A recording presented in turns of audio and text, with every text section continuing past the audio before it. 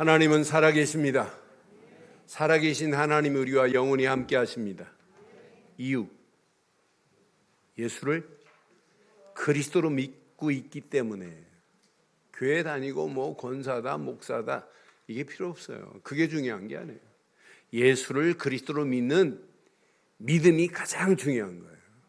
그 믿음 안에 있기 때문에 하나님이 우리를 자녀 삼으시고 우리를 영원히 인도하실 줄 확신합니다. 예수는 모든 문제 다 끝났어요. 오늘도 그 언약 안에서 이제 마가복음을 이제 펴겠습니다. 마가복음 1장 보겠습니다. 마가복음 1장 우리 1절로 13절 말씀 교독하겠습니다.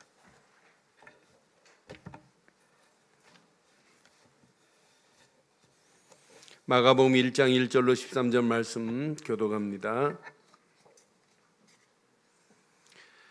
하나님의 아들 예수 그리스도의 복음의 시작이라. 선지자 이사야의 그레로라. 내가 내 사자를 내 앞에 보내노니 그가 내 길을 준비하리라. 광야에 외치는 자의 소리가 있어 이르되 너희는 주의 길을 준비하라. 그의 오실 길을 곧게 하라. 기록된 것과 같이 세례 요한이 광야에 이르러 죄 사함을 받게 하는 회개의 세례를 전파하니 온 유다 지방과 예루살렘 사람이 다 나가 자기 죄를 자복하고 요단 강에서 그에게 세례를 받더라. 요한은 낙타 털 옷을 입고 허리에 가죽띠를 띠고 메뚜기와 석청을 먹더라. 그가 전파에 이르되 나보다 능력 많으신 이가 내 뒤에 오시나니 나는 굽혀 그의 신발끈을 풀기도 감당하지 못하겠노라. 나는 너희에게 물로 세례를 베풀었거니와 그는 너희에게 성령으로 세례를 베푸시리라. 그때 예수께서 갈릴리 나사렛로부터 와서 요단강에서 요한에게 세례를 받으시고 곧 물에서 올라오실새 하늘이 갈라짐과 성령이 비둘기같이 자기에게 내려오심을 보시더니 하늘로부터 소리가 나기를 너는 내 사랑하는 아들이라 내가 너를 기뻐하노라 하시니라. 성령이 곧 예수를 광야로 몰아내신지라. 함께합니다. 광야에서 40일을 계시면서 사탄에게 시험을 받으시며 들짐승과 함께 계시니 천사들이 수종 들더라. 아멘. 지난주 마태복음을 이제 마감하고 오늘부터 하나님의 성령 인도하심 속에 함께 마가복음을 나누면서 은혜 받기를 소원합니다. 마태복음은 왕으로 오신 메시아 그리스도를 설명했다면 마가복음은 종으로 오신 그리스도를 지금 말씀하고 있습니다. 그래 예수님의 사역을 순종과 희생으로 강조하고 있어요. 그래서 중심 메시지의 내용을 보면 마가복음은 10장 14절이 요절이에요. 마가복음 10장 14절에 분명히 말씀해요. 인자가 이 땅에 오심은 섬김을 받으려 왔다고, 대접받으러 온 게 아니다. 그게 중심 요절이에요. 그런데 마태복음은 유대인들을 향한 수신자가 유대인이라면 사실은 마가복음은 어디냐면 로마 사람들이에요. 로마가 지금 이스라엘을 지금 속국으로 딱 잡고 있는 이런 상황에 야, 우리가 믿는 이분이 누군 줄 아니? 그런데 다른 마태복음이나 누가복음이나 요한복음과 다른 부분이 마가복음에는 있어요. 분명히 예수님의 유학 이야기가 거의 없어요. 또 서술적으로 쓴 저자들이 요한복음이나 누가복음에 보면 서술적인 이야기가 많은데 아니 그런 걸 다 패해버리고 아주 간결합니다. 너무너무 임팩이 정확해요. 그것도 마가복음 1장 1절부터 성경에 가장 완벽한 임팩을 주고 있어요. 1절 시작. 하나님의 아들 예수 그리스도의 복음에 이렇게 완벽한 임팩이 어디 있어요. 그러니까 말을 잘하는 사람은요 정확한 임팩을 가지고 정확한 걸 전달해요. 말 못하는 사람은 말은 많이 하는데 무슨 말인가 이해가 안 되는 거, 전달이 안 되는 거라. 아이들도요, 똑똑한 아이는요, 정확한 지가 하고 싶은 것을 꼭 전달해요. 근데 어떤 애는 막 중부원하고 이 말 저 말 막 하는데, 글 잘 쓰는 사람도 마찬가지예요. 글 잘 쓰는 사람도 뭔가 정확한 것을 아주 임팩 있게 간결하면서도 뭔가 탁 씹는 글이 있어요. 그렇지 않고 많은 글을 쓰는데 지금 뭘 말하는지를 잘 몰라요. 마가가 엉뚱한 부분도 있어요. 좀 창피한 부분도 있어요. 저 뒷부분에 가면 예수 믿는 사람을 잡으러 오니까 다 도망가는데 마가는 홀랑 벗고 혼이불을 덮고 있었어요. 그러다가 마가가 더 온다니까 혼이불을 던져버리고 맨몸으로 도망간 적도 있어요. 이 마가가 어떤 사람이냐면 바나바의 조카입니다. 그래서 바울과 바나바가 전도여행 갈 때 사실은 이 마가 때문에 둘이 나눠줘요. 조카니까 바나바는 야 그래도 데리고 가자 그랬더니 바울은 아니다. 제 전과가 있는 게 아니냐. 쟤 데리고 가면 안 돼.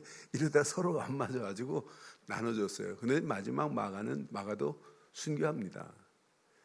그런데 오늘 시작부터 저는 16장밖에 안 되는 메시지지만은 아주 간결한 부분들을 정확하게 이렇게 했은 메시지를 보면서 1절을 보면서 저는 오늘 제목을 이렇게 삼으면서 마가복음을 풀려고 그래요. 제목 함께 합니다. 시작. 언약의 주인공 예수 그리스도의 복음의 시작. 다시 한번 하겠습니다. 시작. 언약의 주인공 예수 그리스도의 복음의 시작. 오늘 이 제목 가슴에 잘 새겨야 돼요.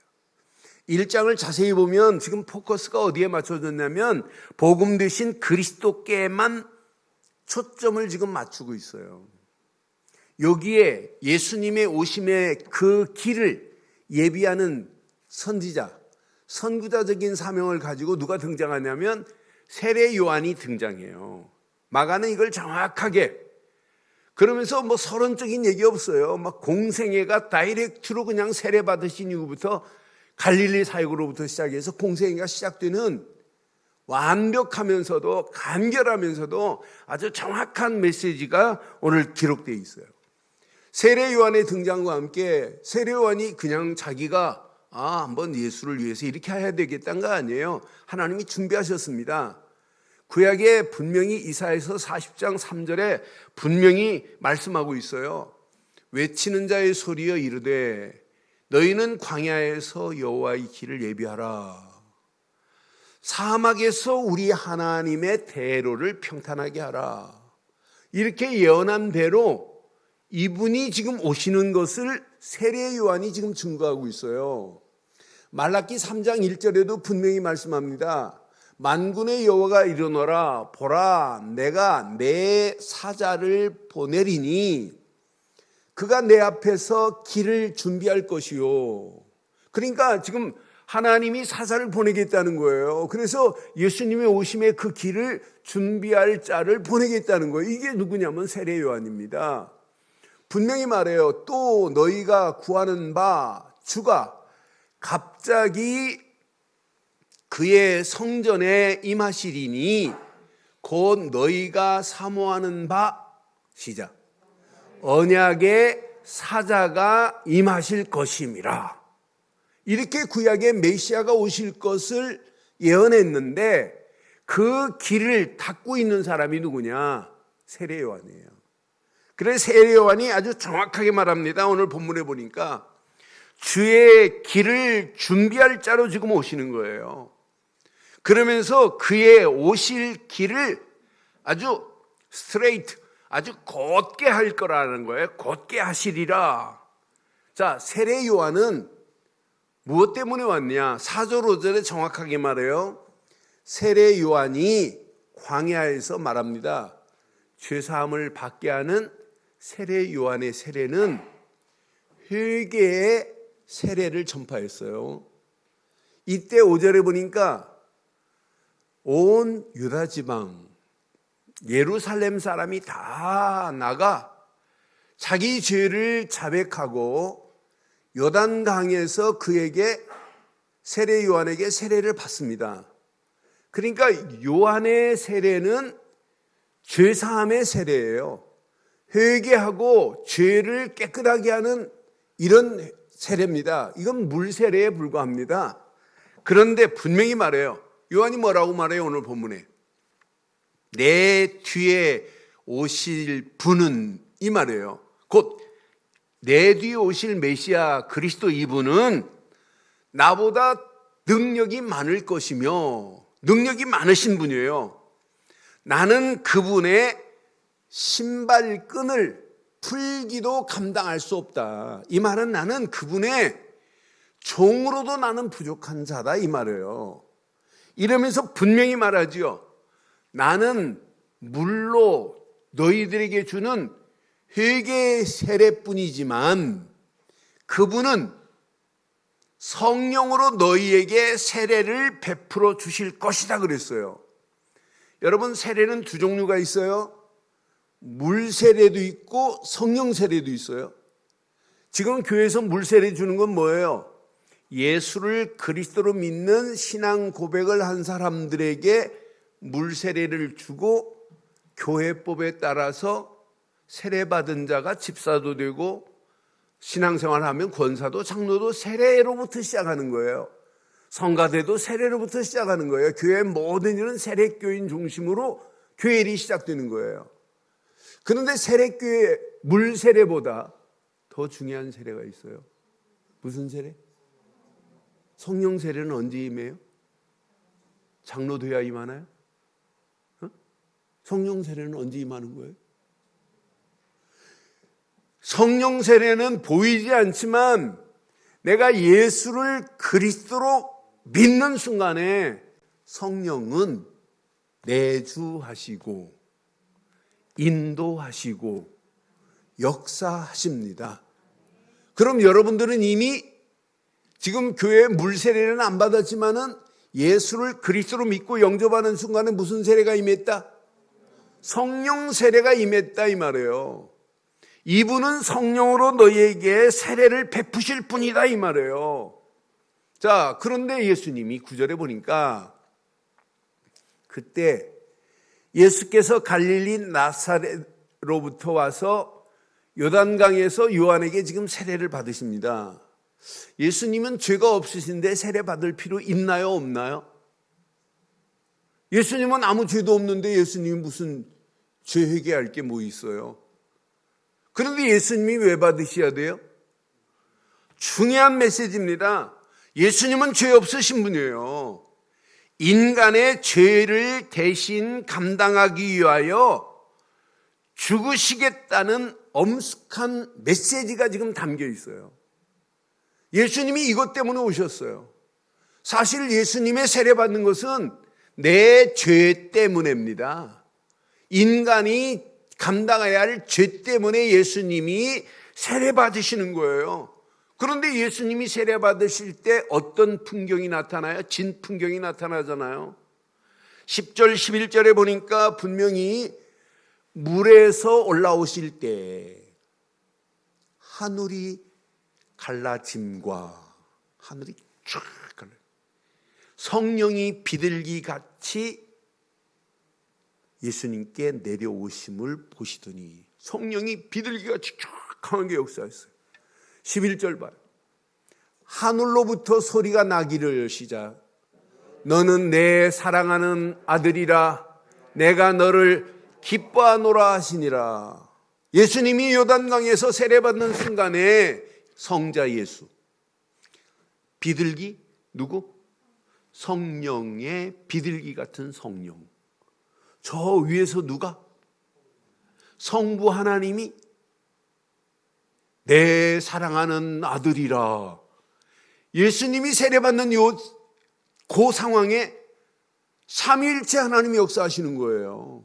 성부 하나님이, 성령 하나님이, 성자 하나님이 함께 역사하시는 거예요. 그럼 여러분들 신앙생활하고 예수를 믿는 순간에 우리에게는 예수만 역사해요? 성삼위 하나님이 함께 역사하는 거예요? 우리에게도 마찬가지예요. 우리가 예수를 그리스도로 믿는 순간에 하나님이 구원의 은혜를 우리에게 이미 허락하셨고 우리의 연약함을 아시고 지금도 우리에게 누구를 지금 보내세요? 성령을 보내셔서 생각나게 하고 깨닫게 하고 가르치게 하시는 성령이 우리의 영원한 교사가 되시는 줄 확신합니다. 그러니까 신앙생활은 내가 예수를 그리스도로 믿기만 했는데 성삼위 하나님의 백그라운드를 가지고 가는 거예요. 이걸 보고 트리니티라고 하는 거예요. 성삼위 하나님을. 그러니까 많은 사람들이 신앙생활하면서 성삼위 하나님이 나와 함께 한다는 사실을 믿지 못하기 때문에 신앙생활이 어려운 거예요. 오늘 이거 하나만 잘 붙잡으세요.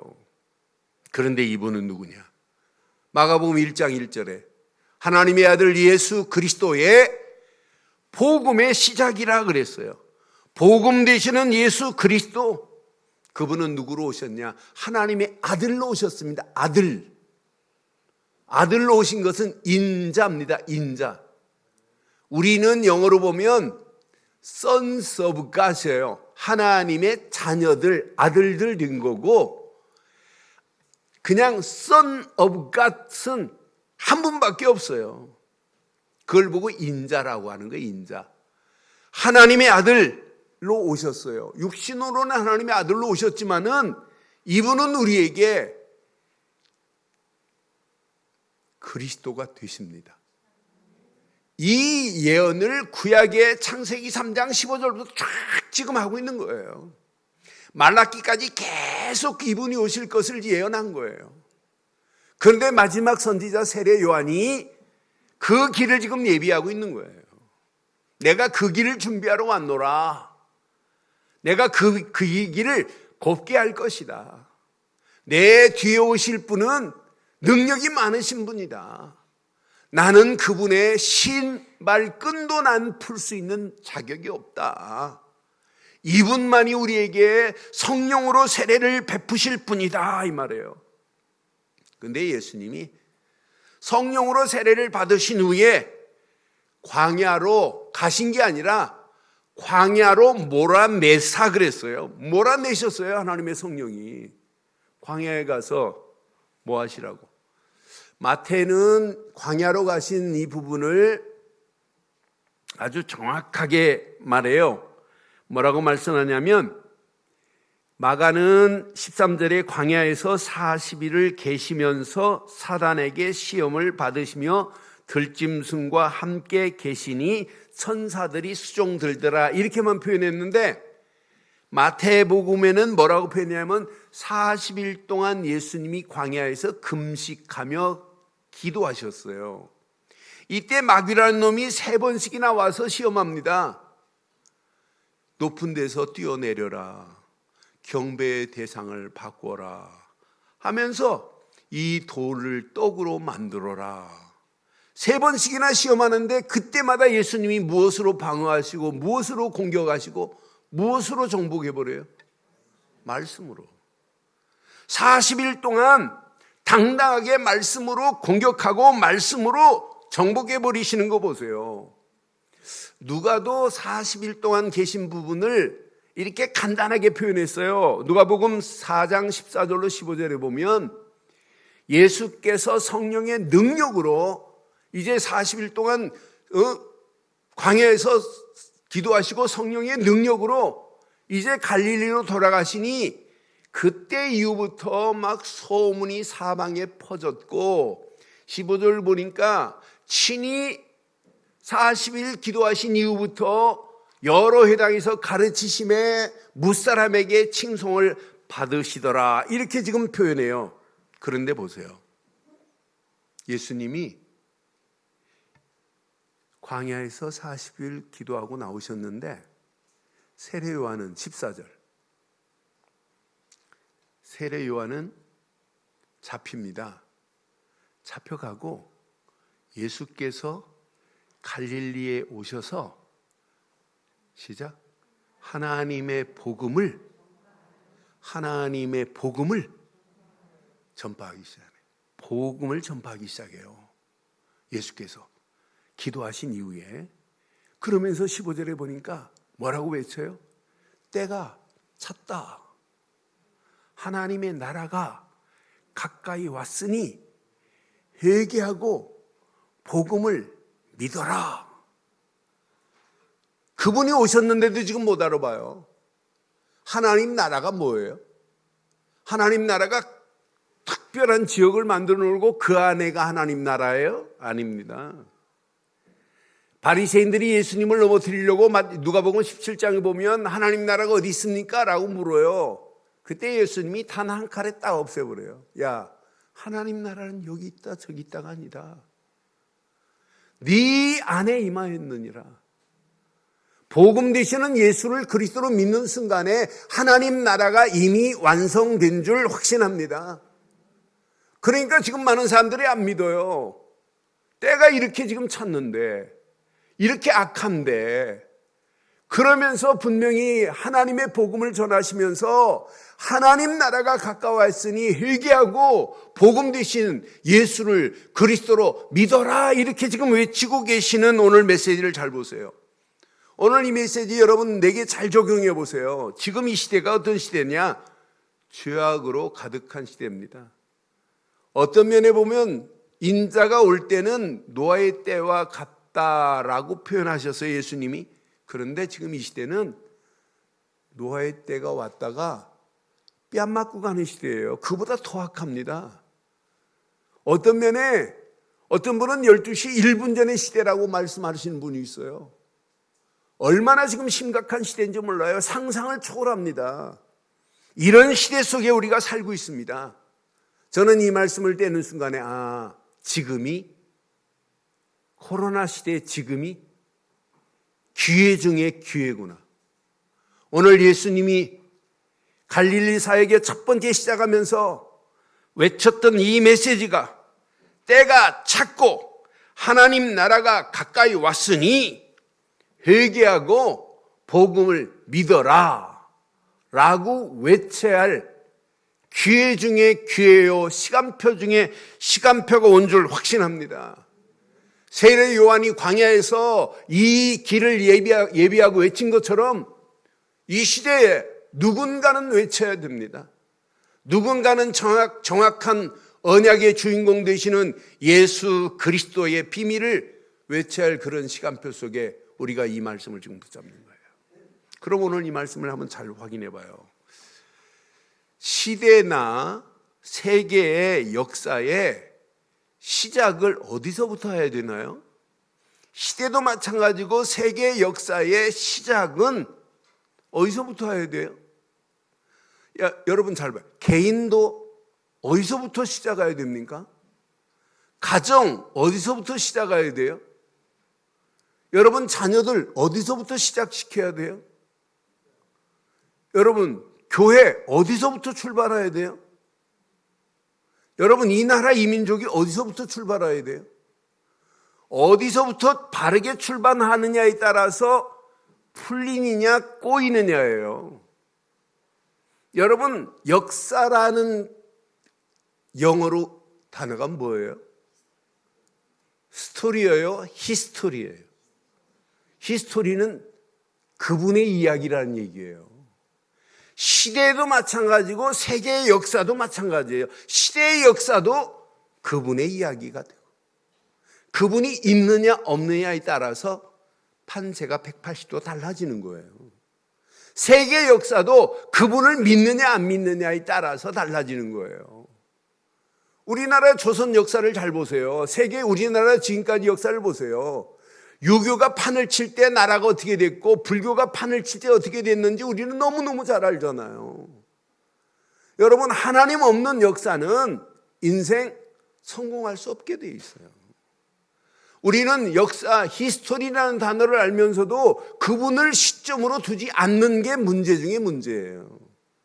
그래서 마가가 저는 1절에 정확한 임팩을 가지고 지금 말하는 거예요. 하나님의 아들 예수 그리스도의 복음의 시작이라. 복음으로부터 시작하면 모든 것이 풀립니다. 풀립니다. 여러분 복음으로 시작하지 않고는 풀릴 수가 없어요. 복음으로 시작해야만이 꼬여있는 문제들이 풀린다니까요. 여러분, 자녀 문제도 마찬가지고 가정 문제도 마찬가지예요. 복음으로 시작하지 않고는 절대 안 풀립니다. 풀리는 것처럼 보이고 된 것처럼 보이지만은 다시 꼬입니다. 정확한 복음으로 답내지 않고는 인생 역사, 개인 역사, 가정 역사, 교회 역사, 시대 역사 안 풀리게 되어 있어요. 그래서 복음은 유앙겔리온이라고 그래요. 여러분, 유대인들은 전쟁에 남자들이 전쟁 나가요. 여자들은 집에 있어요. 남편이 전쟁 나갔어요. 어떤 때는 자녀가 전쟁 나가요. 형제가 전쟁 나갑니다. 그럼 전쟁에서 실패했다. 그럼 집에 있는 모든 여자들은 포로로 끌려가야 돼요. 남편들 죽으면. 근데 전쟁에서 승리했다. 이 소식을 듣는 순간에 집에 있는 여자들은 축제입니다. 축제. 그때 단어 쓰는 단어가 유앙겔리온 하는 거예요. 전쟁에서 승리했다는 소식을 듣는 순간에. 그래서 유앙겔리온은 승리의 소식, 좋은 소식. 그래서 굿 뉴스라고 하는 거예요, 복음을. 그런데 우리는 그 정도 복음을 알고 있으면 안 돼요. 복음은 로마서 1장 2절, 3절, 4절에 정확하게 말해요. 시작은 복음으로 와야 되는데 복음을 바르게 알고 여러분 시작하셔야 되는 거 아니에요? 자, 이 복음은 평생 잃어버리면 안 돼요.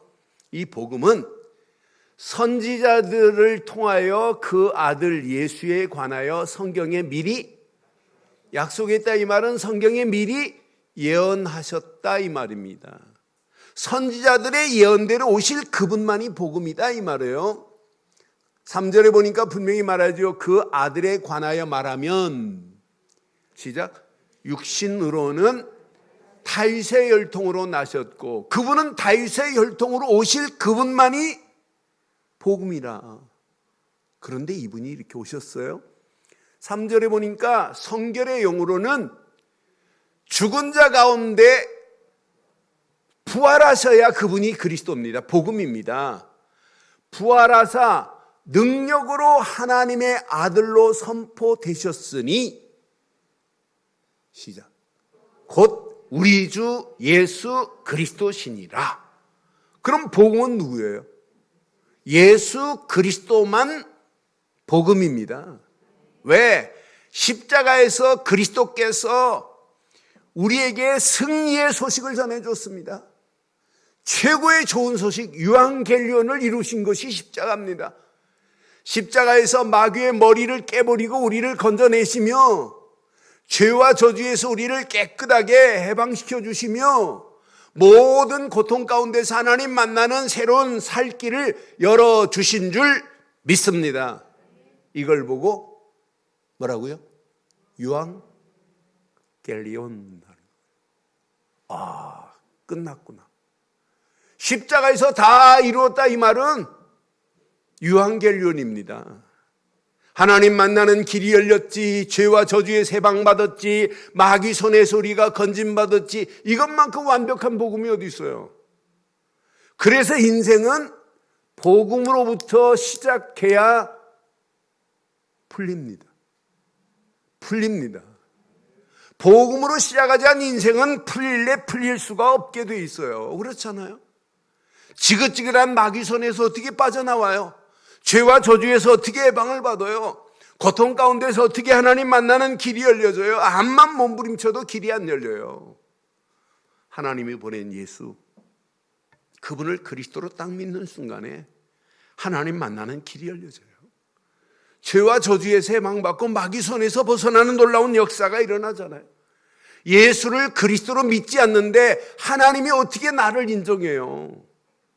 예수를 그리스도로 믿지 않는데 하나님이 나를 인정하지 않아요. 그런데 진짜 복음으로 시작하는 인생, 하나님이 인정하는 정도가 아니라 하나님이 책임집니다. 이 복음의 가치를 알면 알수록 하나님의 은혜에 감사할 수밖에 없어요. 하나님을 경외할 수밖에 없어요. 하나님께 예배할 수밖에 없습니다. 그러니까 여러분, 지식의 근본은 뭐예요? 여호와를 경외하는 것이 지식의 근본이거늘이라고 잠언 1장 7절에 분명하게 말씀하잖아요. 그럼 근본이라고 하면 영어로 루트나 오리지널을 써야 되는데 아닙니다. It's the beginning of knowledge 이렇게 표현되어 있어요. 오직 여호와를 경외하는 것은 뭐냐? 지식의 시작이다 이 말이에요. 지식의 시작은 오직 하나님을 경외함부터 있는 줄 확신합니다.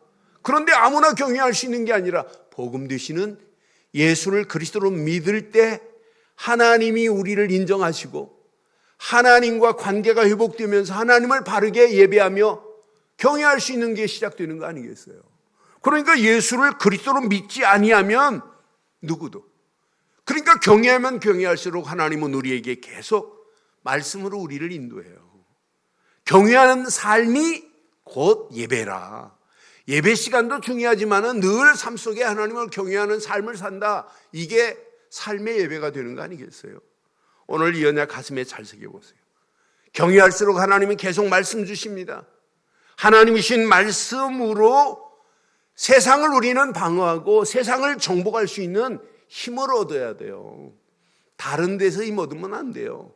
오직 하나님의 말씀으로 세상을 방어할 수 있어야 되고 하나님의 말씀으로 세상을 정복할 수 있는 힘을 얻어야 될 줄 확신합니다. 오늘 예수님 보세요.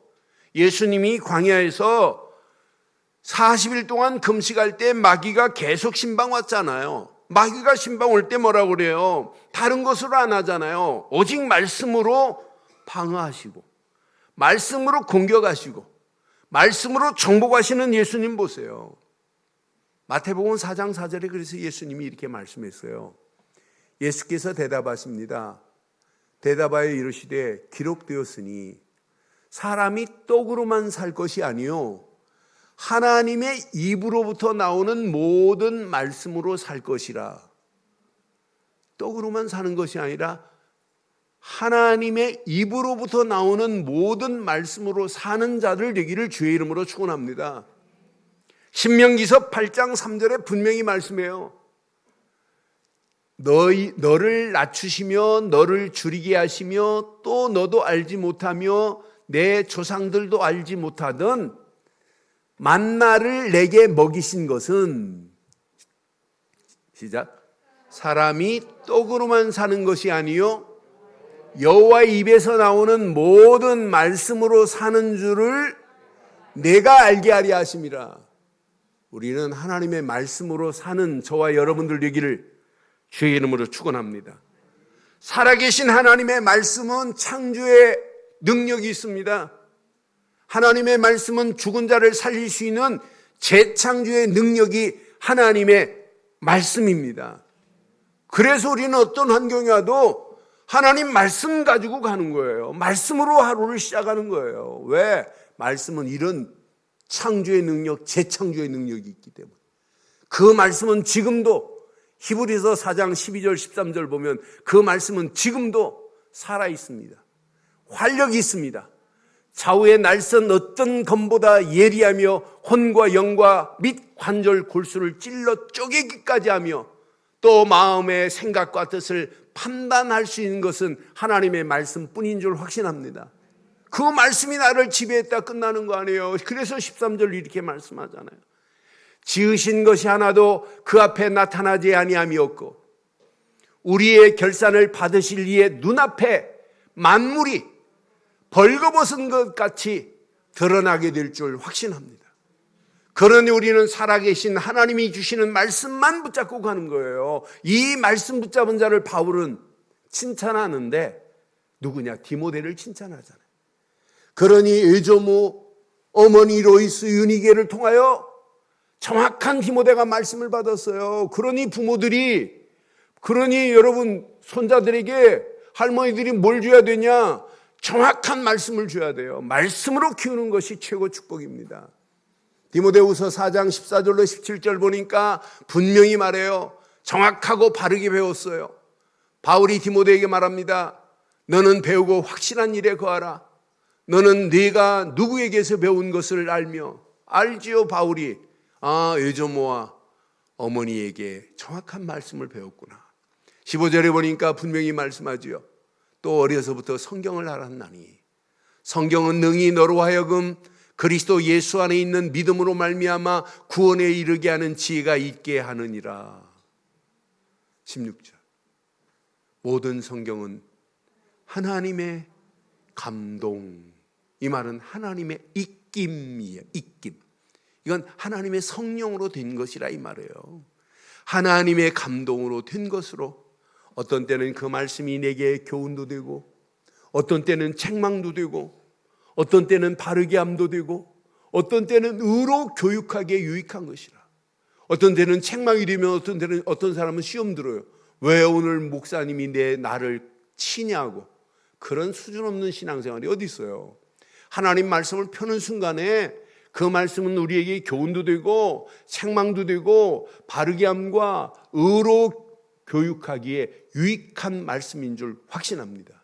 그래서 17절에 이렇게 정확하게 말하잖아요.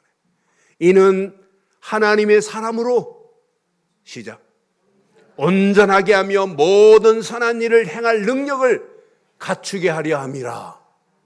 자녀들에게 뭘로 시작해야 되겠어요? 복음으로 시작하세요.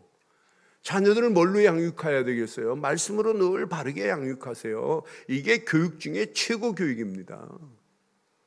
여러분, 세상 교육 이제 패러다임이 180도 달라져요. 아무 필요 없어요. 화학 원소 해가지고 여러분 뭐 세상에 어디다 써먹어요? 아무 필요도 없는 거 우리는 지금까지 배우고 있어요. 그 부분을 공부해야 할 사람이 있죠. 그런데 애들한테 필요 없는 공부가 너무 많아요. 그래서 저는 제대로 하나님 말씀 제대로 가르치고 복음 제대로 가르치고 말씀 제대로 가르치고 영어 제대로 하고 컴퓨터 제대로 쓸 수 있는 자면 앞으로 걔는 세계 정복할 수 있다. 쓸모없는 것들 얼마나 많아요. 그렇잖아요. 코로나 이후에 여러분 패러다임이 180도 달라져요. 빨리 눈치채세요. 이런 시대 속에 지금 우리가 접하고 있어요. 그러니까 복음으로 시작하지 않은 인생 성공할 수 없어요. 하나님의 말씀으로만이 세상을 방어하고 어떤 때는 공격하고 세상을 정복할 수 있는 힘이 없이는 누구도 살 수 없다 이 말이에요. 그래서 하루의 시작 살아있는 하나님 말씀으로 붙잡고 시작하자 이 말입니다. 왜? 그 말씀 붙잡아야 갈 길이 보이고 말씀 붙잡아야 할 일이 보여요. 더 쉽게 말하면 말씀을 찾아내 말씀 속에서 나를 향한 하나님의 미션을 찾아내지 않으면 아무 의미 없다 이 말이에요. 왜 오늘 하나님이 이 말씀을 주실까? 나에게 주시는 미션이 뭘까? 비전이 과연 뭘까? 이 말씀 가지고 무엇을 꿈꿔야 될까? 이 말씀 가지고 미래 어떤 청사진을 그릴까? 이런 사람이 이걸 그려놓고 기도하는 거하고 이런 비전도 없고 청사진도 없는 사람이 중언부언하는 거하고는 기도가 다르단 말이에요. 이런 정확한 미션과 이런 정확한 비전과 이런 정확한 꿈과 이런 정확한 청사진을 그리고 기도하는 자에게는 갈 길도 보이고 할 일도 하나님이 행하실 줄 확신합니다. 그러니까 예수님이 갈릴리 사역 전에 광야에서 40일 동안 금식하면서 기도했어요. 그러니 절대적인 하나님의 힘의 공급을 받을 수밖에 없게 돼 있잖아요. 예수님의 사역은 실패가 없습니다. 100% 승리가 보장된 사역 아니에요. 그럼 오늘 착각하면 안 됩니다. 예수님이 40일 금식했기 때문에 좋다. 나도 40일 금식해야지 라고 결단하면 큰일 납니다. 무조건 금식하면 안 돼요. 금식했다고 응답하시는 분입니까? 더 중요한 게 있어요. 금식보다 40일 동안 금식하며 집중했는데 복음에 집중하는 게 진짜 기도입니다. 오늘 40일 동안 예수님도 하나님께 집중하지 아니하면 하나님 주신 미션을 받을 수 없어요. 우리는 40일 금식 또 필요할 수는 있지만 복음에 집중하는 시간이 돼야 되고 말씀에 집중하는 시간이 돼야 되고 하나님이 주신 미션과 비전에 집중하는 기도를 한다면 하나님이 그 기도를 응답하시고 역사하시고 반드시 능력으로 해결하실 줄 확신합니다. 그러니까 40일 동안 복음에 집중하는 거예요.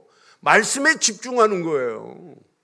여러분 이 말씀 딱 들으시면서 오늘 이후부터 여러분 지금까지 기도 수업 제대로 안 되고 집중 안 하신 분들은 한번 시작해 보세요. 내가 진짜 40일도 금식도 하는데 여러분 진짜 오늘부터 40일 동안 내가 집중해서 2020년을 맞이하면서 이런 믿음의 결단해야 되겠구나. 한번 더 집중해 보세요. 하나님이 어떤 작품을 어떻게 만들어내시는지 내 힘으로 안 되는 부분도 하나님의 성령의 힘으로 되어지게 하십니다. 그러니까 예수님의 힘이 아니에요. 예수님이 선포한 게 아니에요. 하나님이 주시는 힘을 가지고 예수님이 선포하신 거지. 이때 선포하는 연장마다 칭송을 받고 많은 사람들이 막 충격을 받잖아요. 그게 하나님의 능력 아니에요? 그게 하나님의 힘 아니에요? 하나님의 역사하심이 아니에요?